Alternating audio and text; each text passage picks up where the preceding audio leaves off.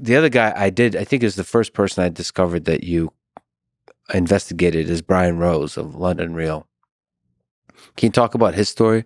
Brian Rose, he was sort of this interesting figure because he was like trying to be, to one level or another, the Joe Rogan of London, which I don't think he did a terribly bad job of, especially initially. He had some really interesting podcasts with some really interesting people. And it's funny enough, I started out as I would watch him. I mean, I don't know if I was like a huge fan, but I was like, I like some of his interviews. He had some really good, like big gets in terms of, great guests. However, when kind of COVID started, he went down this really weird grifting rabbit hole where he did like this interview with David Icke, who's, as you know, like a pretty big COVID conspiracy theorist. And I mean, like actual, like he believes some of the royals are literally lizards. So he got shut down for that. And he kind of made a big stink, which I think it's fine. Nobody likes to be censored. And I'm not even saying that he should have been censored. But his reaction to that was to like raise a ton of money from his audience, promising this digital freedom platform. And at first it was like, oh, we want to raise $100,000. And then they raised it like within a day. So he's like, well, we got to raise a lot more money. And so eventually they raised $1 million, and he's trying to raise $250,000 a month to kind of keep putting his viewers' money into this stuff. So I started digging into the platform they were building, and there was nothing free about it.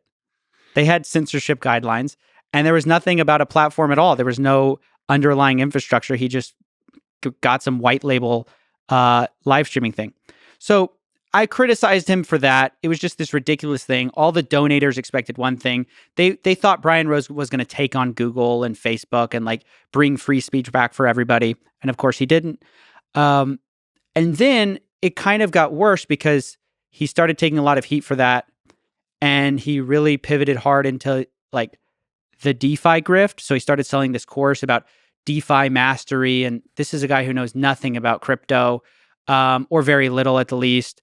So it just got really he just kind of doubled down on this course model of you're going to be rich if you just follow me. And it was ultimately, you just type in Brian Rose on YouTube, you can see what his audience thought of that, because almost all of them have left him at this point. He's getting like 1,000 views a video. And it wasn't because of me. I mean, it was like people lost taste in just the constant ask for more money, more money, more money.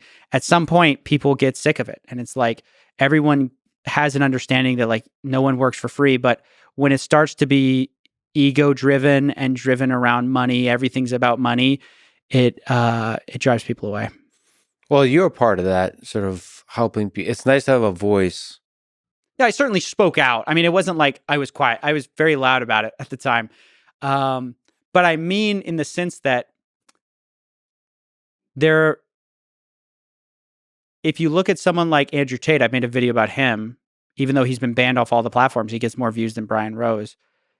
And I think it's just like it was a testament to how much Brian Rose was like doing like the grift, that people could, even people who were fans and didn't care about what I said, like couldn't look past, just the constant ask for more and more money. People just get burnt out.